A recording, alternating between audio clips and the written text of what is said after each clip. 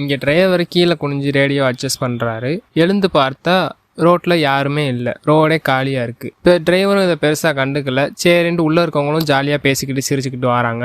Driver இதை பெருசாக எடுத்துக்காமல் போகிறாரு. ஃபைனல் பஸ் ஸ்டாப் போகிறோம். அங்கே வந்து பார்த்தா அங்கே எப்பயுமே பிஸியாக இருக்கிற இடம் யாருமே இல்லாமல் தனியாக இருக்குது. இவருக்கு ஒன்றுமே புரியல. அதுக்கப்புறம் தான் உள்ளக்க இருக்க பேசஞ்சர்ஸ்க்கு எல்லாத்துக்கும் தெரியுது. தெரிஞ்சு எல்லாருமே ஷாக் ஆகுறாங்க. சரின்னு சொல்லிட்டு உள்ளக்க இருக்க எல்லா லைட்டு, சிட்டியில் இருக்க எல்லா லைட்டும் ஆனில் இருக்குது. ஆனால் யாருமே இல்லை. உடனே அவங்க எல்லாரும் மொபைல் எடுத்து செக் பண்ணுறாங்க. மொபைலுமே யூஸ் ஆகுது, ஒர்க் ஆகுது நல்லாவே. ஆனால் சிக்னல் மட்டும் கிடைக்கல.